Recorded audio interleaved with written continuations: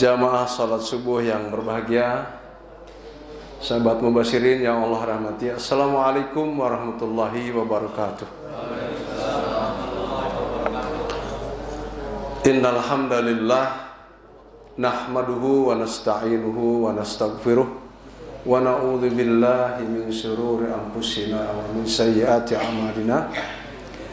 Man yahdihillahu fala mudhillalah wa man yudlil fala hadiyalah. Wa ashhadu an la ilaha illallah wahdahu la syarikalah wa ashhadu anna Muhammadan abduhu wa rasuluh. Allahumma salli ala Muhammadin wa ala alihi wa sahabati ajma'in. Amma ba'd. Subhanaka la ilma lana illa ma 'allamtana innaka antal alimul hakim. Wa tub alaina innaka antat tawwabur rahim.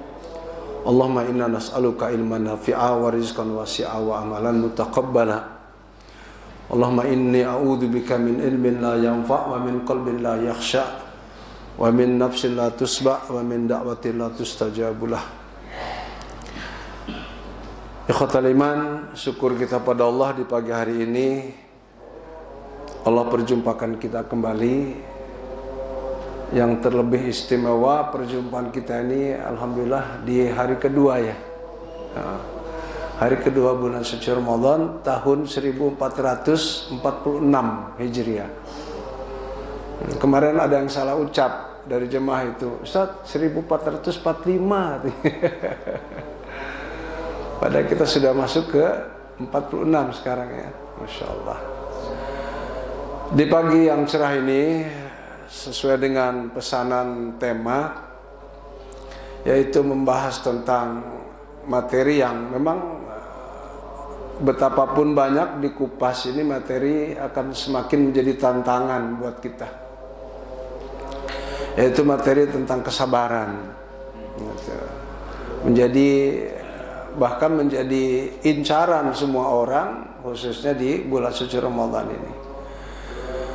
Adapun yang akan kita bahas tentang kesabaran itu melalui surat yang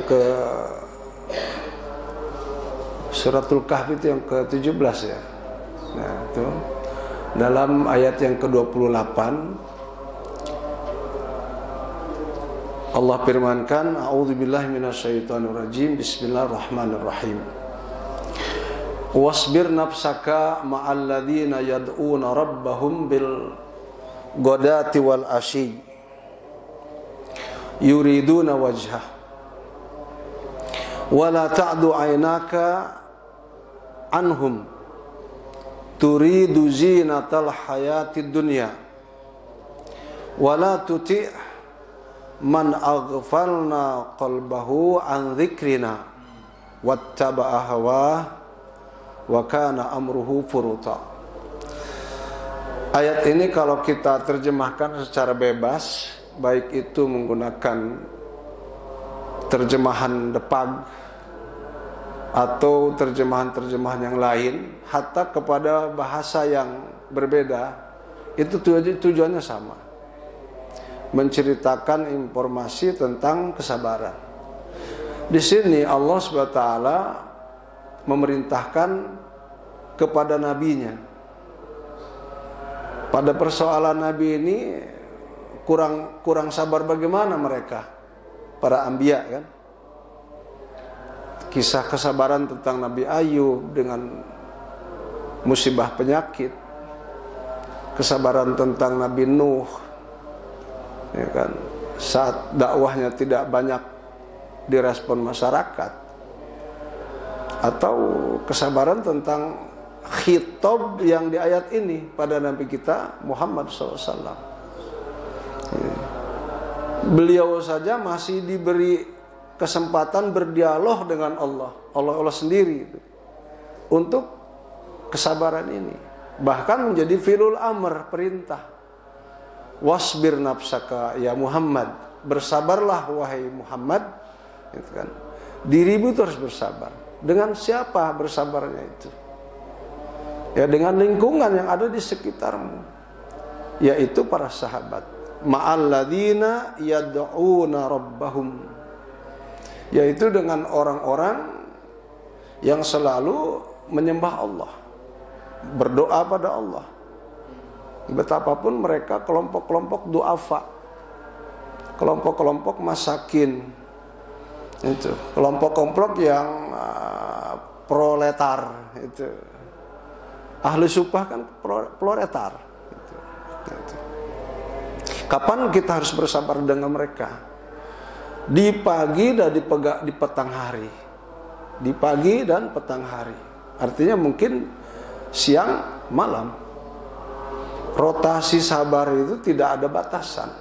Itu. Di pagi dan siang atau bahkan malam. Itu. Nah, mereka yang bersabar itu pada inti perjuangan mereka dalam kesabaran itu adalah yuriduna wajhah. Hanya ingin mencapai ridhonya Allah. Tidak ada lain. Tidak ada pamrih lain dari kesabaran mereka itu, hanya mencari wajhullah. Itu, wajah Allah itu ya ridhonya. Ya di dalamnya rahmat, di dalamnya maghfirah, di dalamnya keberkahan, di dalamnya arahan-arahan Allah dalam kehidupan. Itu. Ternyata ayat ini dibagi dalam 3 segmen, ikhwan. Segmen pertama yang tadi tentang perintah kesabaran kepada Nabi Muhammad beserta sahabat yang ada pada saat itu. Yang kedua, segmen kedua adalah ini himbauan dari Allah Subhanahu wa taala kepada kita umat Muhammad SAW, wala ta'du aynaka anhum. Khitab ini tetap pada Nabi kita Muhammad SAW, tapi berlaku untuk kita hari ini. Wala ta'du aynaka anhum turidu zinatal hayatid dunya. Dan wahai Muhammad, pandangan matamu itu jangan pernah berpaling, menoleh kanan atau ke kiri dari orang-orang yang memiliki kesabaran itu. Yang mana tujuan kamu berpaling itu jauh dari tujuan orang-orang yang sabar dalam kehidupan. Apa yang dimaksudkan di sini? Yaitu urusan dunia. Turidu zinatal hayatid dunya. Mereka hanya berkeinginan yang dipamrihnya, yang ditujunya adalah hanya keindahan dunia.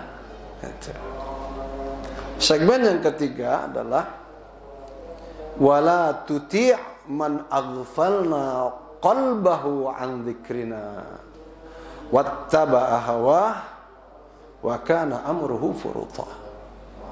Yang ketiga adalah himbauan juga dari Allah SWT. Khitabnya khitab kepada Nabi kita, tetapi berlaku untuk umatnya hari ini. Dan jangan kamu mengikuti, mentaati, itu, mencontoh, itu, kepada orang-orang yang kami tutup hati-hati mereka.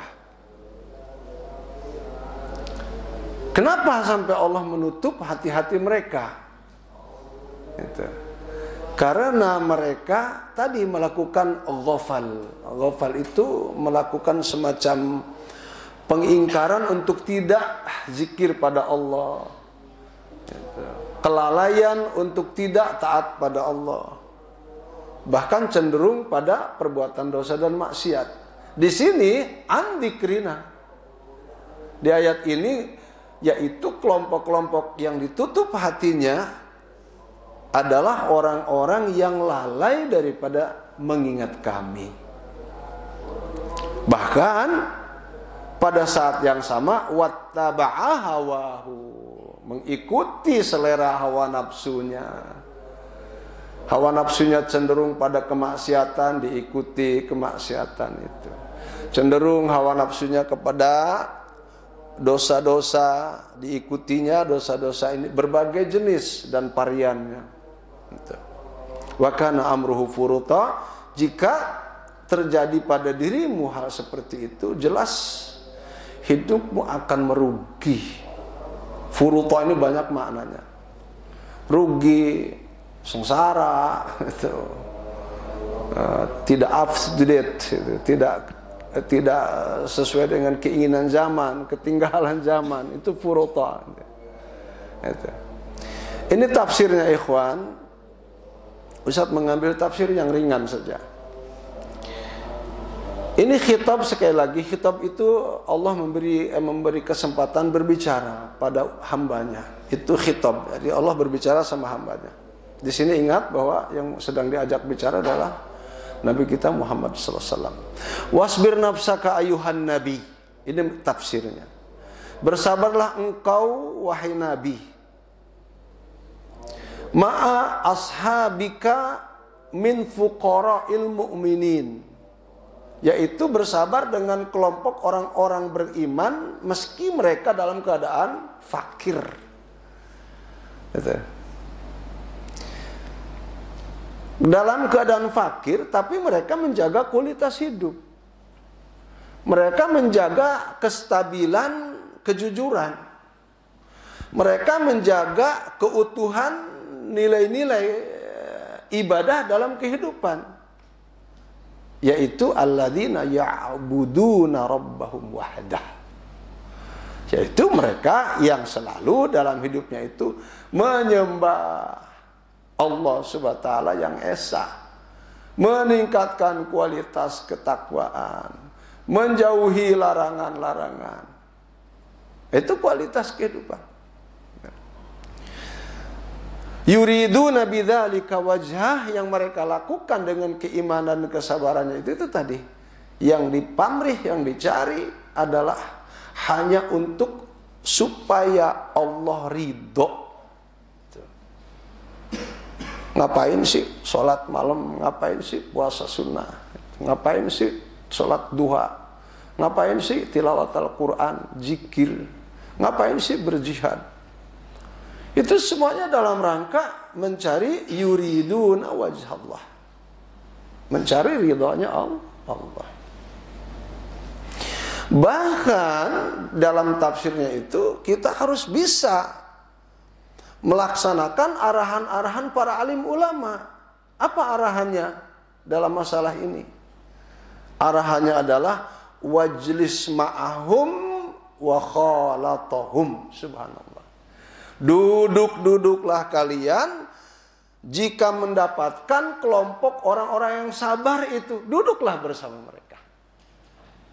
Bahkan wa khalatahum, bahkan keseharian kalian harus selalu bersama mereka. Coba bayangkan. Kenapa begitu? Karena kepastian saat kita menjadikan mereka teman hidup, ya orang-orang sabar itu sudah dipastikan akan menghadirkan pada kita berbagai bentuk dan jenis kemenangan. Ini dibuktikan oleh ayat-ayat yang lain dalam Al-Quran. Bahwa orang yang sabar itu akan mendapatkan pertolongan, ya kan? Bahwa orang sabar itu akan sampai pada tujuan. Orang-orang yang sabar itu adalah orang-orang yang menahan amarah meskipun mampu melakukan amarah itu, dan lain sebagainya,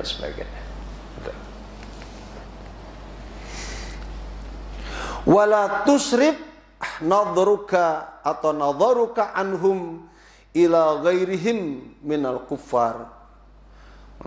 Dan jangan sekali-kali kalian itu memalingkan pandangan kalian dari mereka. Bahkan ada cenderung mengikuti gitu loh, arahan-arahan orang-orang kafir. Li'iradati at-tamattu'i bizinatil hayatid dunya. Yang mana orang-orang kafir ini sudah dipastikan mengajak, gitu, mempromosikan, gitu, bahkan ingin merangkul orang-orang beriman tadi yang sabar kepada bentuk-bentuk kekafiran yang isi kekafirannya diantaranya adalah keinginan mencapai kenikmatan dunia yang fana dengan cara-cara yang tidak dibenarkan oleh syariat. Antem kromo halal haram, antem kromo baik benar ndak peduli gitu. Wala tuti man ja'alana qalbahu ghafilan an dzikrina, dan jangan pula kalian mengikuti hidup bersama mereka, duduk dijadikan teman. Siapa mereka? Yaitu orang-orang yang kami tutup hatinya dari mengingat kami. Banyak nggak jumlah mereka sekarang? Oh, luar biasa, Pak. Banyak sekali. Wa athara hawahu ala ta'ati haula. Wa athara hawahu ala ta'ati maulah. Afwan. Dan mereka memberi kesan dari kekafirannya itu, mendidik, yaitu mendoktrin dengan sesuatu yang memang berbau hawa nafsu terus. Yang di dalamnya juga diantaranya saat mengikuti hawa nafsu itu ya tidak taat sama Allah, mengingkari ajakan-ajakan Rasulullah. Wasara amrahu fi jami'i a'malihi, maka jadilah pada semua rangkaian aktivitas pekerjaannya dhiya'an wa halaka, menghilangkan waktu-waktu yang bermanfaatnya bagi dirinya dan terjerumus pada sesuatu atau pada berbagai kehancuran. Itu. Ini kita bahas dengan kondisi hari ini. Ada polisi di sini nggak ada ya? Tapi kalau ada lebih enak, biar kita ini lebih fair gitu. Kita membutuhkan mereka. Coba kita hubung kaitkan dengan kondisi. Ada pertanyaan, di mana orang sabar itu kalau masih ada? Kalau masih ada orang sabar itu, prosentasinya berapa? Ini harus dipertanyakan. Karena gonjang-ganjingnya alam khususnya di Indonesia ini membuat hati kita berdebar-debar. Betul nggak? PIX 2, IKN, hilang gas. Apa nggak berdebar-debar itu? Munculnya tagar-tagar yang liar. Itu. Nah, kita akan berbicara tentang di mana letaknya orang-orang yang sabar itu. Kalau ia adanya di sana di sini, jumlahnya berapa? Kita harus tahu loh. Sebab mereka-mereka lah yang harus menjadi teman kita, yang harus selalu kita hidup duduk bersama mereka. Jika tidak, maka kita sulit untuk mengontrol kehidupan kita. Mereka lah yang bisa mengontrol kehidupan, orang-orang sabar itu. Ternyata kalau kita kaji lebih dalam, ikhwan, orang-orang yang sabar itu tidak jauh dari dunia kita. Ada di dunia pendidikan, ada di dunia ekonomi, ada di dunia politik, sosial, budaya. Nah, coba kita kupas. Orang-orang sabar yang ada di dunia pendidikan. Pendidikan ini kalau kita bicara ya dari pesantren, masih banyak orang-orang yang sabar, dari kiainya, ustadz-ustadznya, santri-santrinya. Bahkan kalau kita lihat 50 juta lebih jumlah mereka di Indonesia. Itu banyak orang sabar dari mereka. Masih mewakili dunia pendidikan, diantaranya guru-guru honorer. Apa enggak sabar itu? Sabar mereka, waduh, sulit ditiru. Kemudian di dunia perekonomian semisal, dari kalangan para petani, kesabaran mereka itu luar biasa. Kita tanpa dipasok beras dari wilayah Kerawang, dari wilayah Majalengka, Cianjur, orang Jakarta ini udah gak punya sawah, betul gak? Mereka sangat sabar, memasok terus bagi sahabat-sahabatnya hidup di Jakarta. Dari beras-beras mereka di sekitar Subang, Patok Besi, Cirebon, Delanggu, sampai sana. Padahal kenyataan hidup para petani selalu rugi. Dengan semakin tingginya harga-harga pupuk, dan semakin merosotnya harga-harga gabah. Pada setiap panen raya mereka mengeluh. Ustaz, kenapa tahu begitu? Sekarang Ustaz berada di desa lagi. Di Majalengka.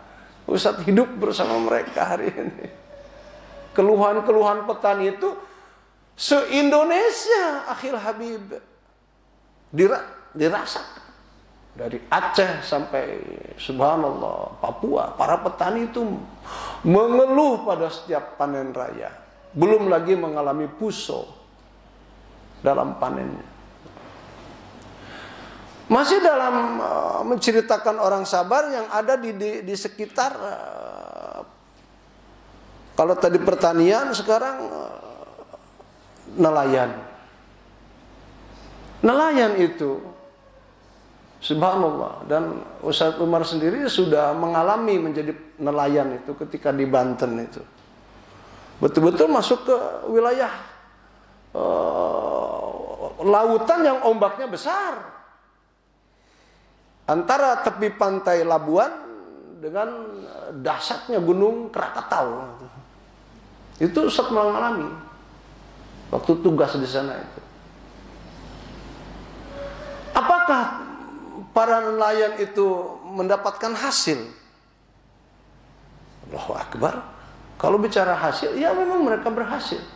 Tapi hasil yang mereka dapat dari laut itu tidak pun bisa mencukupi kebutuhan. Apalagi kalau sekarang wilayah pencarian ikan mereka dipagar dalam jumlah yang tidak terkira luasnya. Kita bicara tidak hanya perairan Kronjo atau perairan Subang yang sekarang sedang bermasalah.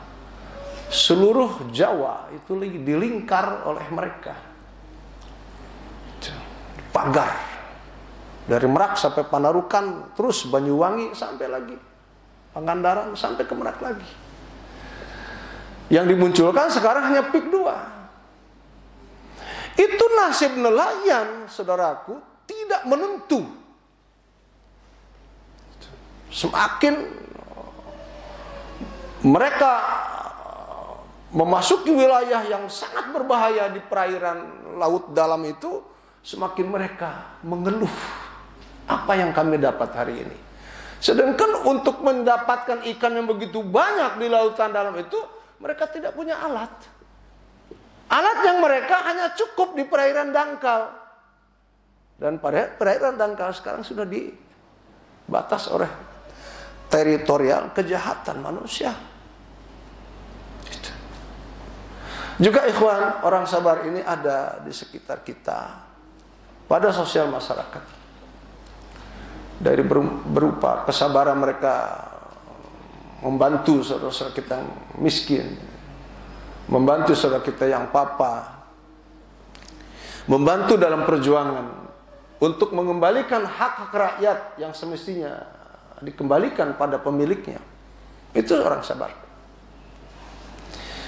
Nah sekarang ada juga di sekitar orang sabar ini orang yang tidak sabar. Kontradiksi kan? Ada yang sabar, ada yang tidak sabar. Yang tidak sabar juga ada di sekitar yang kita bicarakan. Di dunia pendidikan, di dunia ekonomi, di dunia sosial masyarakat. Contohnya orang yang tidak sabar dalam dunia pendidikan, hari ini ramai-ramai ikhwan. Karena mereka mempunyai materi, cepat ingin jadi profesor. Betul enggak? Ini kenyataan. Cepat ingin jadi doktor. Meskipun titel doktornya sekarang dilucuti kembali. Cepat ingin mendapatkan titel MA. Tanpa harus belajar. Karena memiliki sejumlah uang. Datang ke lembaga, proses saya punya doktor, punya profesor, meski tidak punya ilmu hari ini. Di dunia sosial, politik, budaya hari ini, ikhwan, berapa banyak jumlah orang-orang yang ingin cepat kaya, yang ingin cepat naik pangkat dan jabatan dengan apa? Dengan sogokan. Itu. Ingin cepat kaya dengan korupsi. 300 sekian triliun. Ketahuan hanya dibalas dengan 6,5 tahun. Ini kenyataan hidup. Ini fakta kehidupan yang berkaitan dengan wasbir nafsaka ma'alladzina yad'una rabbahum. Kalau tidak sabar, kita akan lepas kesabaran kita, ikut hawa nafsu terus. Nah, kesabaran ini tentu kita harus melihat pada diri kita saat bersabar. Yang kalau kesabaran ini dipastikan kita harus memilikinya, maka kesabaran itu harus berkualitas. Tidak asal-asal sabar. Bagaimana ciri kesabaran yang berkualitas itu? Saya telah menelaah beberapa literatur tentang kesabaran itu. Ternyata hamba-hamba Allah yang memiliki kualitas kesabaran itu adalah mereka-mereka yang sangat peduli, mereka-mereka yang cepat merespon, otaknya cepat bekerja saat menghadapi masalah-masalah kehidupan. Itu mereka yang memiliki kualitas kesabaran. Ayo buktikan sekarang. Mampu nggak kita seperti Ustadz Ahmad Khozinuddin yang kemarin dengan sendirian pergi ke wilayah Pik. Begitu banyak diserang oleh preman-preman bayaran. Kita sanggup nggak seperti itu? Itu orang yang sabar. Jangan kira. Ada nggak dari kita memiliki jiwa seperti, mohon maaf karena contoh kita nih ada di negeri kita, seperti Bang Egy Sujana. Dulu Egy Sujana di sini rumahnya kan. Sekarang pindah ke Bogor. Ada nggak yang memiliki rasa menjadi mujahid seperti Abu Bakar Ba'asyir? Ada nggak di kita? Kalau ia masih ada, maka kualitas kehidupan dalam kesabaran dari bangsa Indonesia masih tetap ada. Kita tidak berbicara tentang Zaitun hari ini dengan kesesatannya, dengan mereka termasuk orang-orang yang tidak sabar. Kita tidak bicara tentang adanya kelompok-kelompok yang apa istilahnya, keluar daripada agama Islam, seperti Syiah, seperti LDII, seperti Ahmadiyah dan sebagainya. Tapi fakta kita hari ini, kita harus memiliki kualitas kesabaran itu. Artinya ikhwan, kesabaran ini harus pun kita upayakan. Jika kesabaran itu kita harus menjadi mujahid, ya jadilah mujahid. Apa mujahid itu? Orang yang berjihad. Jika kesabaran itu ada pada respon kita melihat kondisi, ya kita harus betul-betul cepat respon. Atau kesabaran yang berkualitas itu ada saat kita peduli kepada keadaan. Ya kita harus menjadi orang peduli. Kalau tidak, kesabaran itu akan dipertanyakan. Kembali pada diri kita, kita sudah bersabar atau belum? Kita sudah mampu nggak berjuang dengan kawan-kawan yang Masya Allah jumlah mereka semakin sedikit ya kawan. Mana mungkin kemungkaran bisa segera selesai, jumlah mereka yang ingin perubahan itu semakin berkurang. Kemarin kita membaca literatur Kang Tony itu. Dia pengamat politik nasional. Kalau yang turun ke jalan hanya 1.000-2.000 nggak bakal ada perubahan.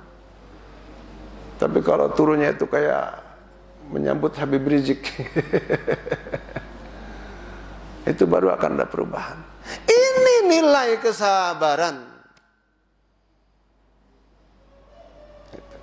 Tadi Ustaz sampaikan, dengan bahasan kesabaran ini bermunculan tagar-tagar yang liar. Apa tagar itu? Wa ma adraka ma tagar. Ma huwa tagar, wa ma adraka ma huwa tagar. Bahasa Arabnya itu apa yang dimaksudkan dengan tagar? Tagar itu adalah tanda pagar. Kan ada di YouTube tanda pagar, tagar itu. Tagar yang berisikan kabur aja dulu. Ada? Ada enggak ini? Tagar kabur aja dulu. Ada kan? Tagar adili, ayo lanjutkan. Wah, kayak yang nggak punya handphone aja nih. Adili Jokowi. Ada tagar lagi, Indonesia. Atuh, itu tagar. Jika tagar-tagar seperti ini semakin bermunculan dan semakin banyak jumlahnya, ketika satu tagar tidak diatasi dengan kebijaksanaan, muncul tagar yang lain pun didiamkan. Ya kan? Bermunculan terus menjadi liar karena tidak dapat respon. Saya khawatir di negeri ini ada tagar-tagar yang lain, yang lebih parah tujuannya dari tagar yang sudah ada. Coba kalau tiba-tiba ada tagar itu, bunuh aja dulu. Kan soal bunuh ini kemana-mana maknanya kan. Atau revolusi aja dulu. Kan kemana-mana maknanya kan. Karena apa yang kita hadapi dari fakta kehidupan ini, kehidupan kita hari ini bukan semakin tenang dibuatnya, bukan semakin damai. Atau tagar yang lain, bakar aja dulu. Itu yang kita khawatirkan, itu bermunculannya lagi tagar demi tagar yang semakin menjadi brutal, yang semakin menjadi liar. Maka ikhwan yang dirahmati Allah, melalui kajian pagi ini tentang kesabaran, kita harus bisa memilih dan memilah dari apa yang kita kaji ini yang dapat menjadikan diri kita memiliki atau pemilik kualitas kesabaran. Itu. Dengan tidak mengabaikan apa-apa yang terjadi. Bagaimana caranya? Ikut kita kepik, ntar takut.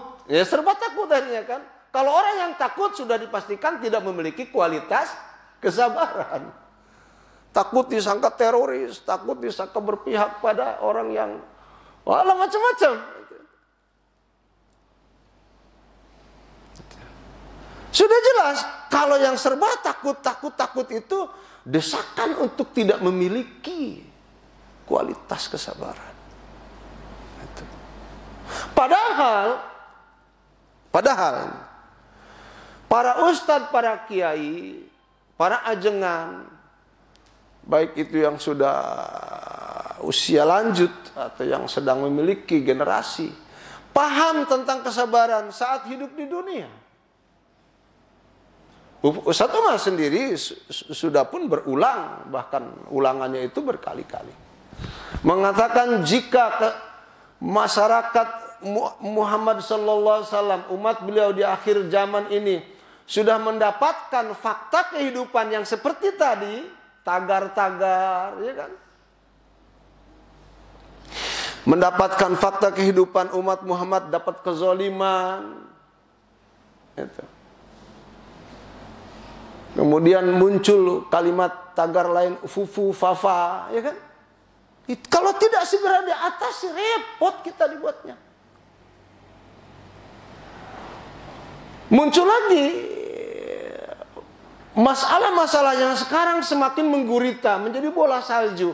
Istilah Ar-Ruwaibidah. Berapa kali Ustaz Umar menceritakan di masjid ini tentang Ar-Ruwaibidah? Mungkin lebih 10 kali. Karena semakin menggurita seperti bola salju, terpaksa ikhwatal iman, kalimat Ar-Ruwaibidah itu kita ungkap kembali. Mananya apa Ar-Ruwaibidah itu?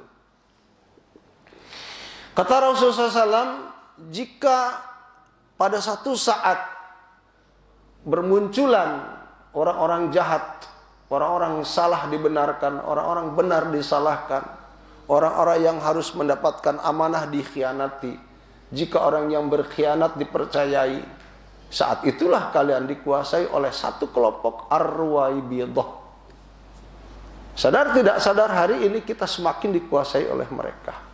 Yang mana Ar-Ruwaibidah itu sendiri, kata Rasul, Al-Fuwaisiqu yatakallamu fi amril ammah, yaitu satu kelompok yang kemunculannya itu dapat menguasai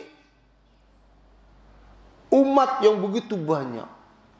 Kelompoknya sedikit. Enggak usah khawatir, karena ini sudah banyak diinformasikan. Yang sedikit ini katakan oligarki. Coba menguasai berapa ratus juta kita manusia.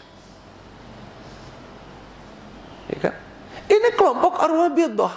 Artinya kelompok yang sedikit, yang suka berkhianat, yang suka berbuat dosa, yang suka berbuat maksiat, menguasai segala kebutuhan hidup manusia di akhir zaman. Itu Ar-Ruwaibidah. Bukan kata Umar Rashid Hasan, itu kata hadis. Disampaikannya informasi itu tujuan untuk penyelamatan umat Muhammad, bukan untuk saling singgung menyinggung. Dan jika unsur ini tidak disampaikan, maka sarana keselamatan umat ini akan terhalang. Harus disampaikan berulang beratus-ratus kali, bahkan beribu-ribu kali kemunculan Ar-Ruwaibidah ini. Nah sekarang dalam tafsirnya Ar-Ruwaibidah itu adalah orang-orang fasik yang gemar bermaksiat.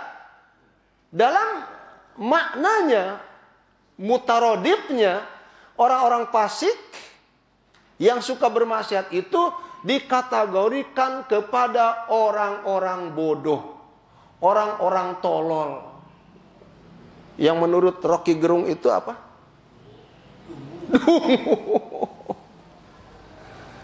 Ini saya mewakili aja kalimat yang sudah begitu tenar kan. Orang-orang yang suka bermaksiat ini jangan dari kelompok Ar-Ruwaibidah lah, dari kita saja yang suka sholat, yang suka taat pada Allah. Ketika kehidupan mereka dicampur adukan dengan yang haram, yang berbau maksiat, yang berbau dosa, itu kita bodoh. Itu kita dungu. Itu saat itu kita tolol. Kenapa? Karena saat kita mencampur adukan yang baik dengan yang buruk, kita tidak menanya otak kita. Sekarang kopi, air kopi kan bisa diminum, campur air got, dungu kita. Bisa diminum nggak? Nggak bisa. Nasi goreng, betapapun itu spesial, ada ati, ada empela, ada taruh, ada pete, ada jengkol, taruh di atasnya tai ayam. Kira-kira nasi itu dimakan nggak? Saat ada yang melakukan itu, kita sedang dungu, ataupun apalagi kita yang makannya dungu, tolol, apalagi goblok itu. Adif ila dzalik, tambahkan kepada contoh-contoh ini dalam kehidupan. Muncul pertanyaan, jika umat Muhammad di akhir zaman ini dikuasai orang bodoh, yang tadi inisialnya Ar-Ruwaibidah, muncul pertanyaan, baik dari Ustadz sendiri atau dari antum, apakah di Indonesia ini orang pintar kurang? Apakah orang yang cerdas itu jumlahnya sedikit di Indonesia? Tadi mewakili dunia akademisi lah, pesantren sampai apalah. Apa jumlah mereka sedikit? Allahu Akbar. Jumlah mereka banyak. Ada di UGM, ada di UI, ada di ITB, ada di IPB. Ada di sekolah-sekolah tinggi. Betul? Orang pintar banyak. Kok sekarang orang-orang pintarnya dikuasai orang bodoh? Ada apa ini? Kan gitu. Apakah kita berpikir masalah ini? Harus kita gunakan akal sehat kita, ikhwan. Dan kalau iya, orang-orang bodoh menguasai kita, orang-orang yang berpendidikan, sampai kapan kita akan diperlakukan seperti itu? Ini kelompok Arwabidah. Jadi orang pintar itu kan sekarang subhanallah ada yang dari rektor, betul? Dari Muhammadiyah saja di kita berapa ratus bahkan ribu profesor. Itu. Ada yang menjadi kakak kelas saya di Gontor, Bang Din Samsudin. Itu kakak kelas saya di Gontor itu. Pernah menjabat menjadi ketua Muhammadiyah periode sekian kesekian. Itu. Di NU-nya ada Hasyim Muzadi almarhum. Itu kakak kelas saya di Gontor itu. Orang pintar. Mereka mencetak ribuan generasi di pesantrennya.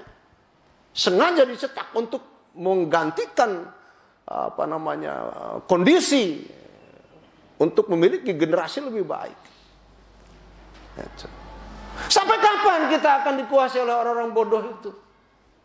Bahkan informasinya orang-orang bodoh itu tidak memiliki ijazah. Asal jangan sebut nama. Tidak memiliki ijazah. Bahaya kalau kita biarkan. Lalu bagaimana sikap kita terhadap masalah ini? Apa yang harus kita lakukan? Sabar. Tidak ada jalan lain. Kita harus sabar. Sabar seperti apa?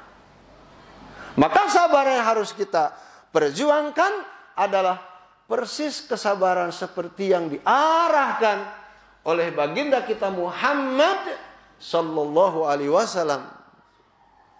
Sallallahu alaihi wasallam, bukan wasallam. Dalam sebuah hadisnya yang diriwayatkan oleh Al-Bukhari dan Muslim, ada juga di riwayat yang lain. Itu. Yang kesabaran ini pun sudah usah sampaikan di Masjid Mubasyirin. Berulang, dan berulang. Apa kata Rasulullah SAW? Wahai umatku, jika kehidupan kalian sudah seperti itu kondisinya, orang yang sabar sudah tidak dapat tempat. Orang yang berjihad di Sibir, Islam di subhanallah, dinistakannya. Kezaliman merajalela, kemiskinan dipaksakan, ekonomi berputar hanya kelompok Arwabidah saja. Apa yang harus kita lakukan? Jika jawabannya mencari di luar Islam, maka jawaban itu akan menyengsarakan kita. Namun jika mencari jawaban itu hanya dari Al-Quran dan Sunnah, insya Allah kita akan menjadi orang-orang yang memiliki kualitas kesabaran itu. Jawabannya, faqala Nabi SAW, ada yang hafal hadis ini? Isbiru. Nah ini ingat tuh kalimat isbiru. Ustaz Umar berapa kali di sini? Isbiru. Fa innahu la ya'ti 'alan nasi zamanun illa alladhi ba'dahu ni ba'dahni syarrun minhu hatta talqaw rabbakum atau kama qala Rasulullah SAW. Bersabarlah kalian hidup jika sudah mengalami era seperti itu, karena tidak akan ada zaman yang bakal datang. Zaman yang bakal datang itu kapan, Ustaz Ibnu? 2024 sekarang. 2025. Yang akan datang itu ya, kalau periode pemerintahan berarti 2030, selanjutnya 35, selanjutnya seterusnya. Sabar kalian jika hidup sudah seperti itu, karena tidak akan ada zaman yang bakal datang, melainkan zaman yang bakal datang itu lebih rusak, lebih parah, lebih tidak karuan, itu loh. Lebih merana, menderita, lebih lagi zalim. Itu sudah ada di hadisnya. Gitu loh. Kita harus sabar. Karena tidak akan ada zaman yang akan datang, terkecuali kondisinya lebih rusak dari zaman yang telah berlalu. Yang telah berlalu dari kita sendiri sampai ke Pak Soekarno lah ya. Ustadz lagi-lagi mengingatkan, saya kalau keluar rumah itu selalu sampai sekarang, akhi, saya selalu mengintai mobil-mobil di depan mobil saya tuh, yang ada gambar Pak Harto. Saya dulu pakai kopi hitam ya, pakai kopi hitam, ada gambar Pak Harto. Di bawah gambar Pak Harto itu ada tulisan. Itu sering saya sampaikan di sini. Dan sampai hari ini pun ada, bahkan lebih banyak sekarang tagar-tagar itu. Apa tulisan di bawah gambar Pak Harto yang ganteng itu? Piye kabarele, betul? Itu. Coba teruskan. Ayo teruskan. Piye kabarele, masih penak zamanku toh? Ini fakta kehidupan yang sama-sama kita hadapi. Apa arti piye kabarele? Bagaimana kabarmu le? Nanya ke kita Pak Harto. Masih enak zaman saya kan? Di zaman Pak Harto, suku harga 9 pokok itu dipres, betul-betul dijaga. Meski saat itu kita hanya bergaji 750, ada yang 3 juta, kita bisa hidup nyaman. Betapapun saat itu Pak Harto tega. Ada istilah Petrus di zaman beliau. Sahabat-sahabat kita yang jadi ulama banyak dipenjara, ya kan? Dibunuh. Tidak beda dengan sekarang kan? Itu masa. Jadi kita harus sabar. Tapi sabar seperti apa? Nah, ini jawaban untuk mengakhiri sampai suruk ya. Jawaban kita ikhwan, sabar bukan diem, sabar bukan statis. Sabar bukan berpangku tangan. Sabar bukan alah lain urusan aing. Sabodo teuing. Bukan itu yang dimaksud sabar. Sabar yang dimaksud adalah memperbaiki sesuatu yang rusak menjadi benar. Memperbaiki tatanan hukum yang dijual belikan kembali pada rel-rel law yang aslinya. Itu. Kembali memperhatikan kezoliman-kezoliman yang semakin marak dilakukan oleh kelompok-kelompok oligarki tadi. Hentikan. Siapa yang akan menghentikannya? Saya yakin yang akan menghentikannya adalah mereka-mereka yang memiliki kualitas kesabaran. Itu saya yakinnya benar. Dan saya mungkin wallahu alam apa masuk pada kalangan mereka atau tidak. Kalau saya aja tidak masuk, apalagi antum. Namun kita berupaya. Itu. Kenapa kita harus meraih status kualitas kesabaran itu? Dan kita akan selalu bersama mereka orang-orang sabar. Karena kesabaran yang berkualitas itu dapat ikhwatal iman dengan mudah mengantarkan kita ke dalam surga Allah Subhanahu wa taala. Apatah lagi kesabaran itu disepadankan dengan selalu bergulirnya pada kita Ramadan. Perang apa yang melibatkan Ramadan? Ya kan? Banyak perang-perang pada zaman Rasul. Sehingga saat itu Rasul saking sabarnya mengatakan, ya Allah, jika engkau tidak menangkan perang ini, siapa yang akan menyembahmu? Itu hasil kesabaran. Siapa yang akan menyembahmu ya Allah jika peperangan ini tidak engkau menangkan? Kita hari ini harus punya juga moto hidup seperti itu. Betapapun moto hidup itu telah lama kita jumpai dari orang-orang Jawa. Apa orang Jawa mengatakan dalam kondisi seperti ini? Wong urip iku marani patine. Apa yo? Wong urip itu marani patine.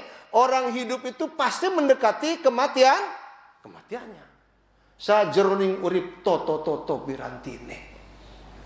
Maka selama hidup ini kita harus menata perbekalan apa untuk kita bawa saat kita mati. Yang dimaksud oleh Ustaz hari ini, bawalah kualitas kesabaran itu. Betapapun kita akan berhadapan dengan begitu banyak resiko kehidupan. Lawang kita sehat aja beresiko, betul? Apalagi sakit. Lawang kita diam di rumah saja resiko, betul? Apalagi berjihad. Seperti ini, ikhwan. Maka Ustaz berharap kepada ikhwan-ikhwan ini menjaga selalu kualitas kesabaran itu. Sering-seringlah menoleh ke kanan, ke kiri, bahkan memandang terus ke depan. Sekali-kali menoleh ke belakang, jangan sampai kita ketinggalan oleh orang-orang yang memiliki tingkat kualitas kesabaran itu. Dan kita harus berupaya keras agar kita selalu bersama mereka. Ya fatal iman, ada perjumpaan, ada perpisahan. Doakan Ustaz yang sedang berjuang di pesantren Majalengka ini. Ustaz banyak mengucapkan banyak terima kasih kepada yang telah membantu materi yang Ustaz tidak bisa sebutkan satu persatu. Khususnya dari ikhwan-ikhwan mubasyirin ini. Allahu Akbar. Nggak usah khawatir Pak, kita masih punya kejujuran. Yang memberikan dananya dijadikan tiang. Yang memberikan dana kepada pesantren kami jadikan keramik. Sampai alhamdulillah sekarang sedang finishing, alhamdulillah. Dan rencananya bulan Juni ini akan membuka penerimaan santri baru. Dan Ustadz janjikan untuk anak-anak mubasyirin yang lulusan SD, lulusan SMP, silahkan datang ke sana tanpa harus bayar. Tapi untuk makan bayar ya. Untuk gedung nggak usah karena sudah punya gedung. Ustadz tidak juga seperti pengasuh-pengasuh pondok yang lain. Kalaupun ada uang ya sedikit lah. Ustadz juga dulu dengan Hidayat Wahid, dengan kawan-kawan itu membangun pesantren di Kuningan, Husnul Khotimah. Sekarang berapa masuknya? 30 juta. Ustadz hanya, ya Allah, 750.000. Itulah ikhwan, apa yang Ustadz sampaikan ini semoga menjadi renungan bersama. Dan kita berjuang untuk menjadi dan pemilik daripada kualitas kesabaran yang sedang kita perjuangkan. Amin ya rabbal alamin. Rabbana taqabbal minna innaka antas samiul alim wa tub alaina innaka antat tawwabur rahim. Allahumma ij'alna minas sabirin. Allahumma ij'alna minas sabirin. Allahumma ij'alna minas sabirin wal faizina ya rabbal alamin. Allahumma rzuqna dzurriyyatan thayyibah wa auladan salihin wa a'inna ala husni tarbiyatihim warzuqna birrahum warzuqhum birrana ya rabbal alamin. Allahumma alaika bil yahud wa nasara wa a'da'il muslimin minal musyrikin wal kafirin wal zalimin wal munafikin wasyuyu'iyyin wasyi'iyyin wasinniyin wa jami' ru'asa'il zalimin. Allahumma syattid syamlahum wa mazzik jam'ahum wa zalzil aqdamahum wa anzil adzaban aliman alaihim ya rabbal alamin. Allahumma inna na'udzubika minal fitan ma dhahara minha wa ma batan an baladina hadha khassah wa anil buldan muslimin ammah. Allahumma aminna fi awtanina wasta'mil alaina wa ala sairil muslimin fi kulli makan wa zaman man yakhafuka wa yattaqika ya dzal jalali wal ikram. Allahumma ya man la tadi'a wada'i'ah nastaudi'aka nafsana wa dinana wa ahlina wa malina wa biladana wa ulama'ana wa jami'i ummata Muhammadin sallallahu alaihi wasallam. Allahumma hfadna bima tahfadu bihi ibadika salihin. Allahumma ighfir lana dhunubana wa liwalidayna warhamhuma kama rabbayana shighara wa li ahlina wa li dzurriyyatina wa li banatina wa li auladina wa li ikhwanina wa li akhawatina wa li jami'i ashabina. Allahumma ighfir lil mu'minina wal mu'minat wal muslimina wal muslimat al ahya'i minhum wal amwat. Rabbana taqabbal minna innaka antas samiul alim wa tub alaina innaka antat tawwabur rahim. Rabbana atina fid dunya hasanah wa fil akhirati hasanah wa qina adzabannar. Aqulu qawli hadza subhanakallahumma wa bihamdika asyhadu an la ilaha illa anta astaghfiruka wa atubu ilaik. Wa sallallahu ala nabiyyina Muhammadin wa ala alihi wa sahabati ajmain. Walhamdulillahi rabbil alamin. Assalamualaikum warahmatullahi wabarakatuh.